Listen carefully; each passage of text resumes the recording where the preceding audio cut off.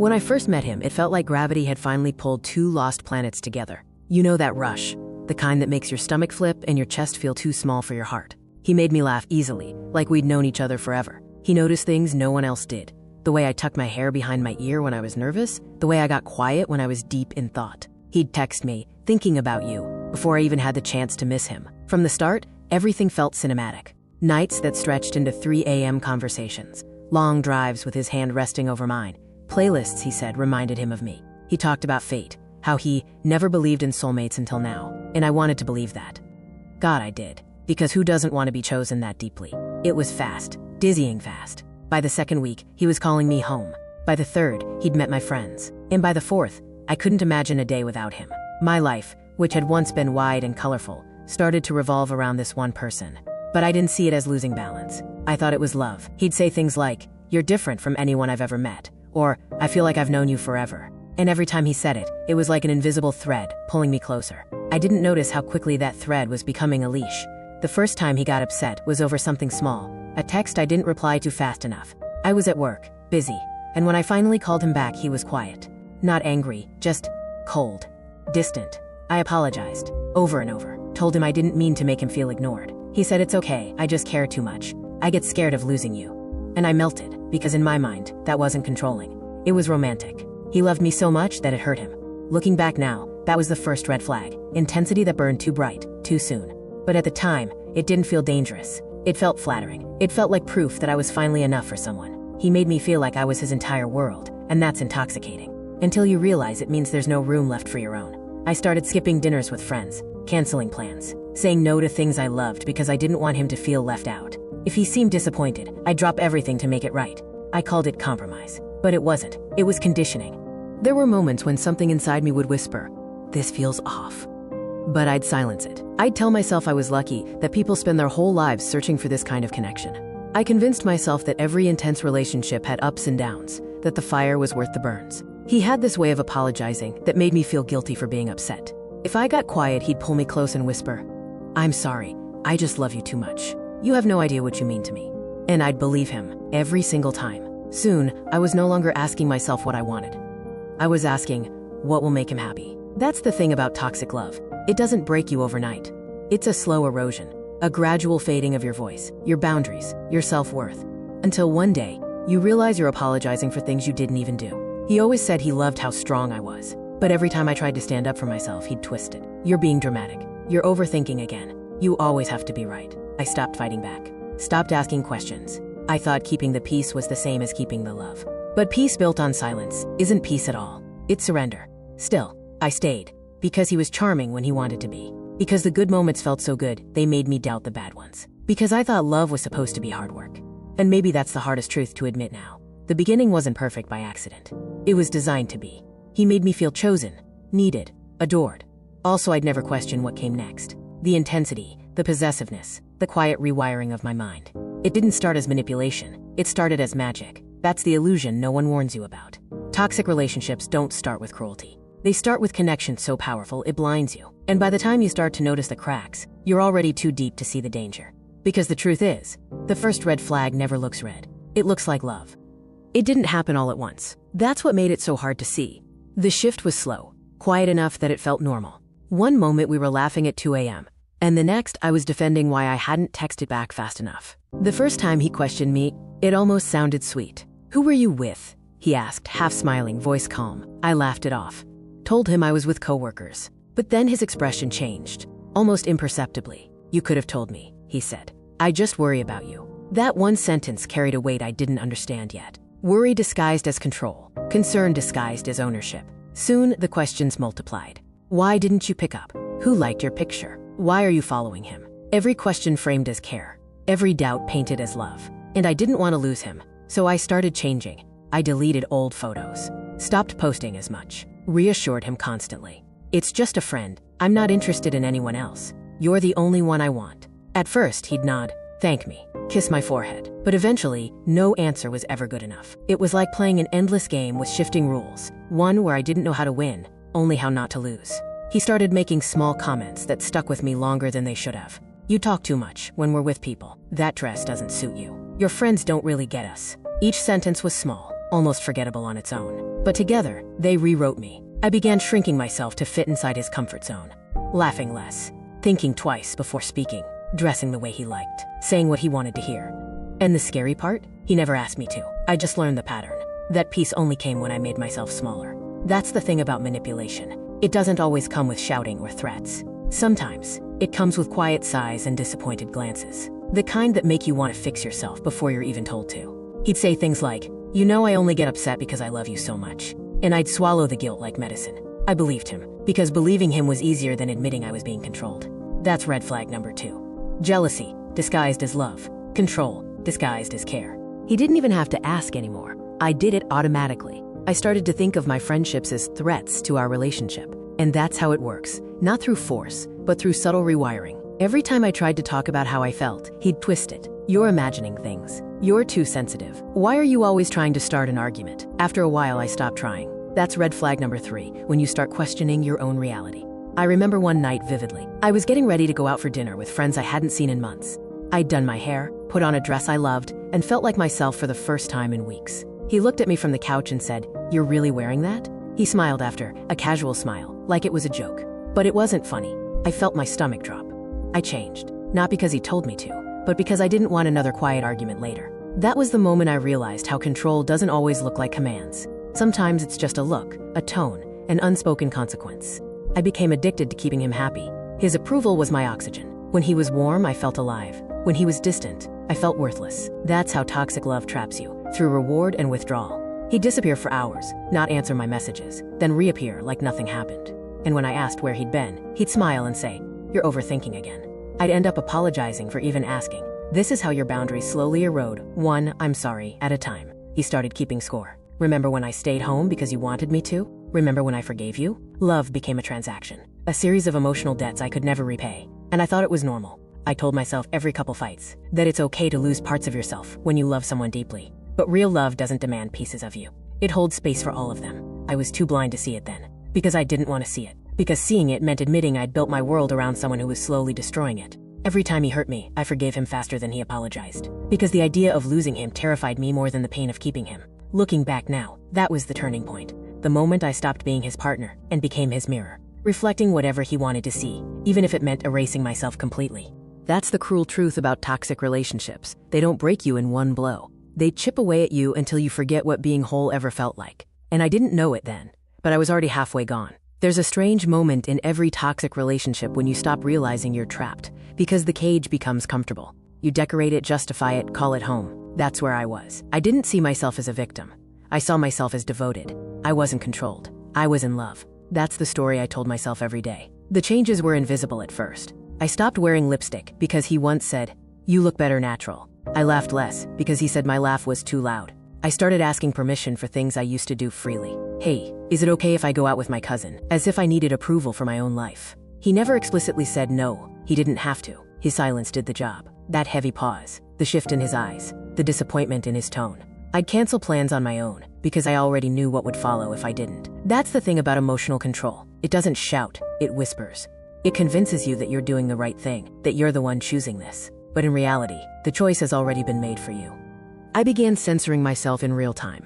Every word, every text, every laugh was filtered through a single question. Will this upset him? And when the answer was yes, I adjusted. I became smaller, softer, quieter. He told me he loved that I was low maintenance. But what he really loved was that I no longer had needs. That's red flag number 4. When love starts feeling like walking on glass. Every day felt like emotional roulette. If he woke up in a good mood, we were perfect. If he didn't, I became the problem. I tried everything to fix it.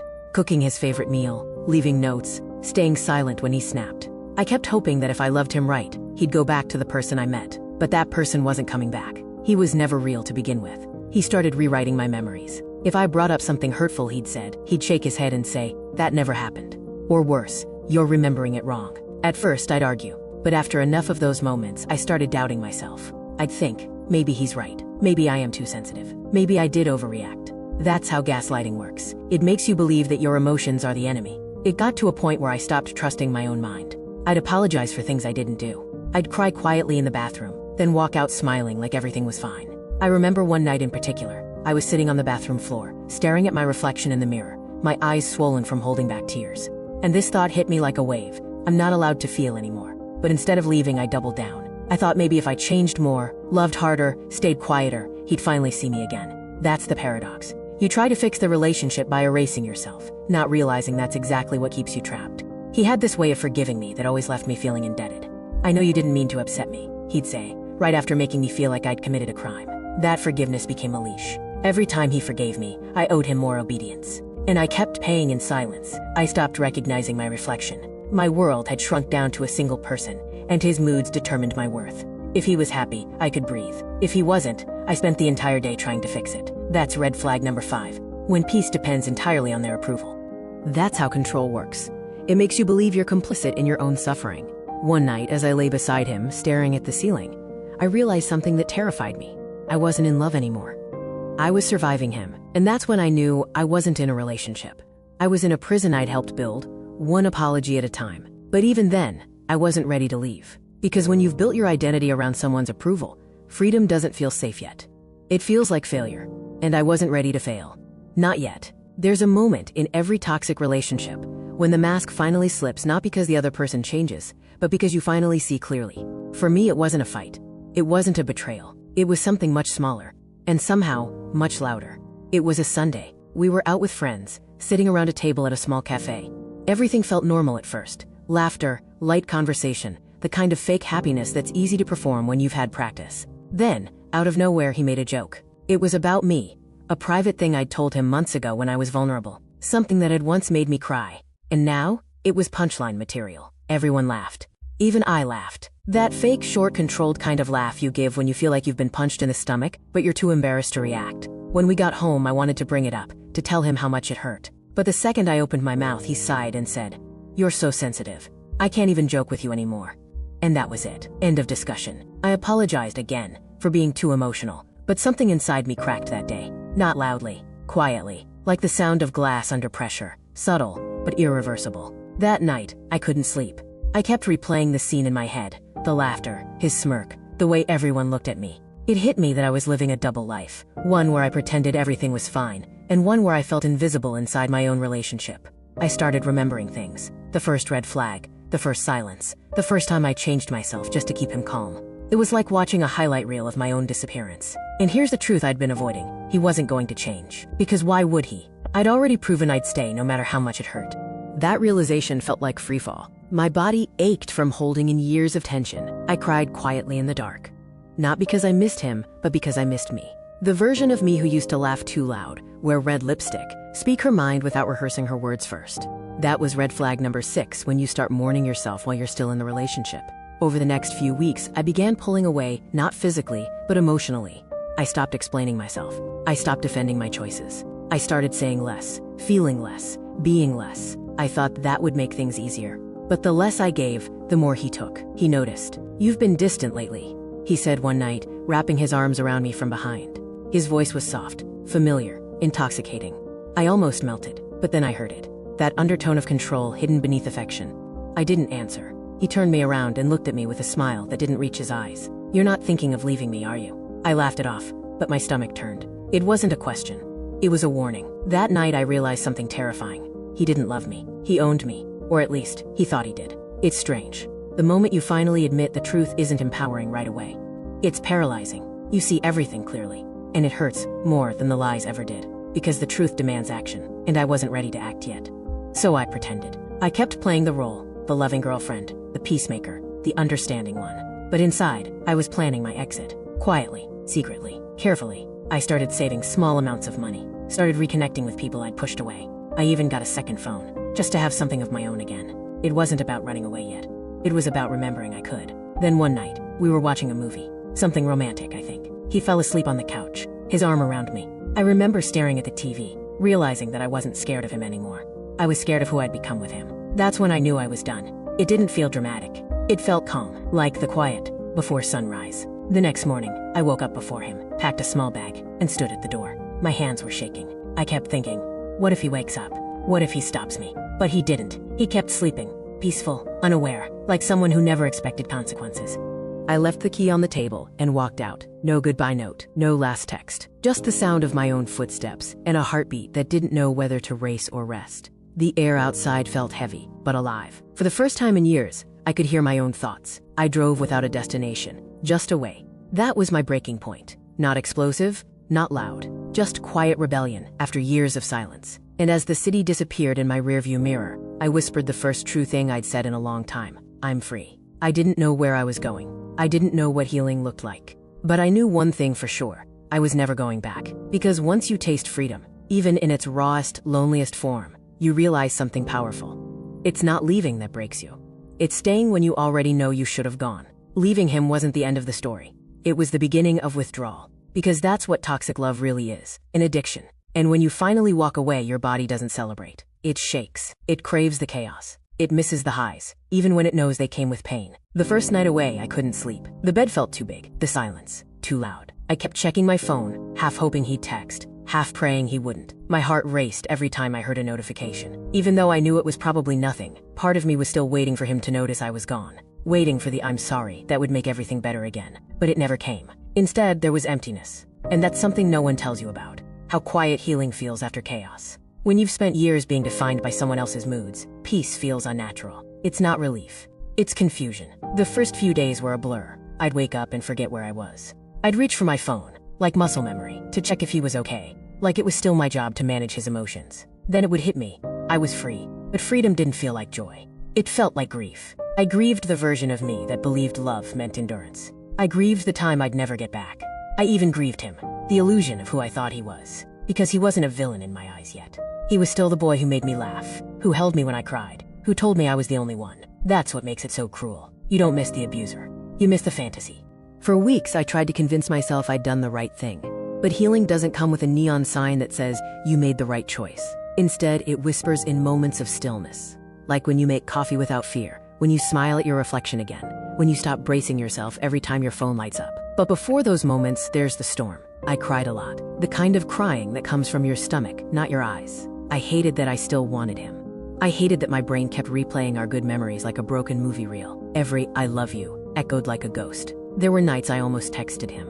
My fingers would hover over the keyboard, ready to type, I miss you. But something would stop me. A small, steady voice that said, you don't miss him. You miss the version of you that believed his love was real. That voice became my anchor. Slowly, I started to rebuild routines. I went for walks. I called old friends I'd ghosted for years. One of them cried when she heard my voice. She said, I thought you disappeared. And in a way, I had. But now, I was finding my way back. There were setbacks, of course. Days when I felt weak, when I questioned everything, when I thought maybe I'd overreacted. Because abusers don't just manipulate your emotions, they rewrite your logic. Even after you leave, their words linger in your head like static. You're too sensitive. You'll never find someone like me. No one will love you the way I do. Those phrases became mental ghosts I had to exorcise, one by one. I remember sitting on the floor one afternoon, surrounded by boxes of things I'd taken when I left. Old photos, letters, little mementos. I started throwing them away, one by one. Not out of anger, but clarity. Every item felt like a piece of a story that no longer belonged to me. And in that moment, I realized something profound. I wasn't trying to erase the past. I was reclaiming it. Those years weren't wasted. They were my education in self-worth. They taught me what love is not. That's red flag number 7. When you miss the chaos more than the calm. Because after a toxic relationship, stillness feels foreign. You find yourself waiting for the next explosion, the next apology, the next emotional hit. But when it doesn't come, you start to realize the peace you're feeling now isn't emptiness. It's freedom. I started to fill that silence with things that reminded me of who I used to be. Music, journaling, sunlight. I began to recognize my reflection again. My laughter sounded different now. Not cautious, but real. There was one night, weeks later, when I walked outside to watch the sunset. The sky was quiet, painted in gold and violet. And for the first time in a long time, I didn't feel lonely. I felt safe. I whispered to myself, this is what love should feel like. Gentle, quiet, peaceful. That's when I knew. I hadn't escaped him. I had escaped the version of me that thought I needed him to be whole. And from that moment forward, I stopped surviving. I started living. Freedom wasn't the fairy tale ending I imagined. It wasn't this sudden wave of relief or happiness. It was raw, confusing, and painfully quiet. After years of emotional chaos, silence became a strange kind of enemy. Every sound, a phone vibration, a knock at the door, sent my heart racing. My nervous system hadn't caught up to my decision. I was free, but I didn't feel free yet.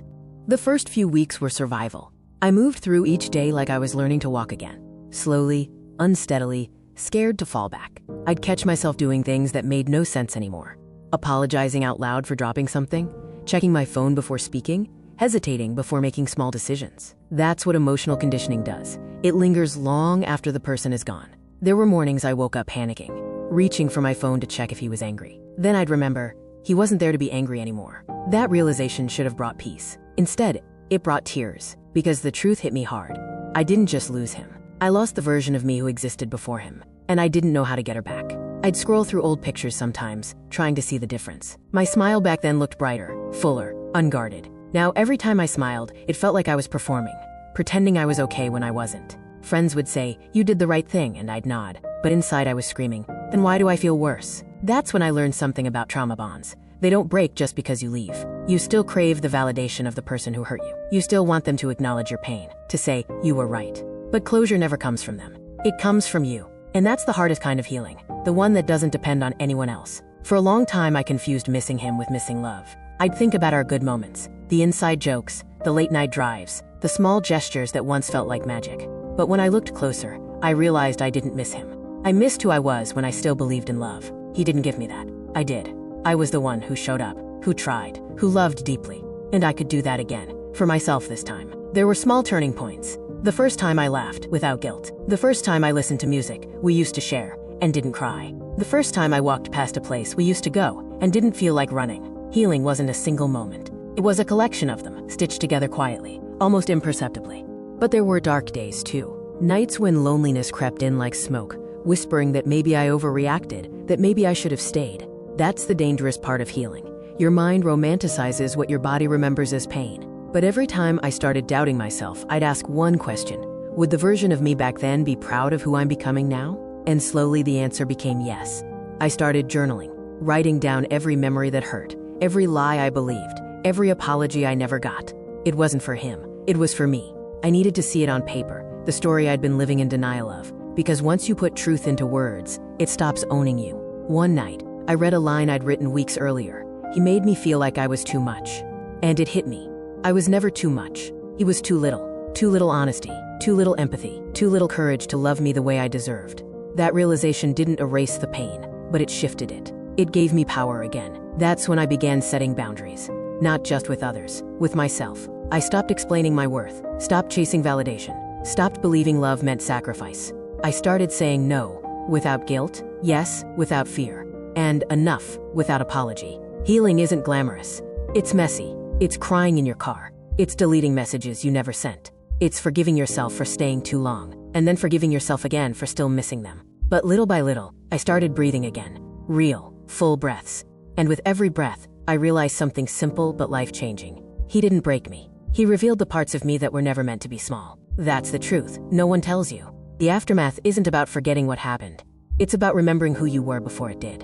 And once you start remembering, no one can take that from you again. Healing didn't come in one grand moment. It came quietly, like sunlight sneaking through curtains after years of darkness. There wasn't a single day I woke up and thought, I'm healed now. It was gradual, so slow I almost didn't notice it happening. But I did heal. The first sign was laughter. Real laughter. The kind that makes your stomach hurt and your eyes water. I hadn't realized how long I'd been holding it in, how much I'd been dimming my own joy so it wouldn't threaten his insecurity. That laughter was freedom in disguise. Then came forgiveness. Not for him, he never apologized. Forgiveness for myself, for staying too long, for ignoring my intuition, for mistaking chaos for chemistry. Because healing isn't about pretending it didn't happen, it's about accepting that it did, and choosing to grow anyway. For months, I hated that I'd let it happen. I blamed myself for every red flag I ignored, every moment I stayed silent when I should have walked away. But now I see, it wasn't weakness. It was hope. And hope isn't something to be ashamed of. It's proof that I loved deeply, even when it hurt. The truth is, people who love with their whole heart are the ones who get hurt the most. But they're also the ones who rise the strongest. Because when you've been broken that completely, you learn to rebuild yourself with precision. You learn to spot manipulation in its earliest form. You learn to protect your peace like it's sacred, because it is. Love, I've learned, should feel like safety. Not guessing, not anxiety, not silence. It should be calm. The kind of calm that doesn't make you question your worth every day. Now, when someone new enters my life, I don't ask, will they stay? I ask, do I feel safe being me around them? Because real love doesn't ask you to shrink. It asks you to stand tall. If you've ever been where I was, replaying every moment, wondering how you missed the signs, please hear this. You are not stupid. You were surviving. You were giving someone the benefit of the doubt because you saw their potential, because you believed in love. That doesn't make you naive. That makes you human. You don't have to hate them to move on. You just have to love yourself enough to stop bleeding for someone who never learned how to hold you gently. There's this moment in healing that no one talks about, when peace finally stops feeling foreign. When you wake up and realize you haven't cried in weeks. When you catch yourself humming while doing dishes. When you start thinking about the future without fear. That's what healing feels like. Not fireworks, not revenge. Just peace. And here's something else. The pain doesn't disappear. It transforms. It becomes your power. It becomes the part of you that refuses to settle again. The part that knows the difference between attention and respect, between apologies and change, between words and consistency. That's the real gift of walking away. You don't just leave them behind. You find you again. I know you might still feel broken, but maybe broken isn't the right word. Maybe you're just becoming. Because healing isn't about returning to who you were before the pain. It's about becoming someone stronger, softer, wiser, someone who knows what real love should feel like. And one day, you'll thank the version of yourself who decided to walk away shaking, terrified, unsure, because that version saved your life. If you saw yourself in this story, if any part of it hit too close to home, don't ignore that feeling. It's not overreacting. It's not paranoia. It's your intuition, and it's begging you to listen. You don't need another apology to validate your pain. You don't need proof to walk away. You only need peace, and you deserve it. If you're still in that cycle, the one that confuses love with fear, I promise you, there's another life waiting for you. One filled with quiet mornings, soft laughter, and people who never make you question your worth. You just have to take the first step. And if you've already taken it, I'm proud of you. Even if it doesn't feel like it yet, you've already done the hardest part. Now it's time to rebuild, not around someone else, but around yourself. Comment your story below. Your words might give someone else the courage to leave. Share this video with a friend who needs to be reminded that they're not crazy. They're just finally seeing the truth. And hit subscribe if you want to keep healing together. Because here's what I've learned after everything. The biggest red flag I ignored wasn't his jealousy, his silence, or his control. It was the moment I stopped believing I deserved better. Don't make that mistake. You do.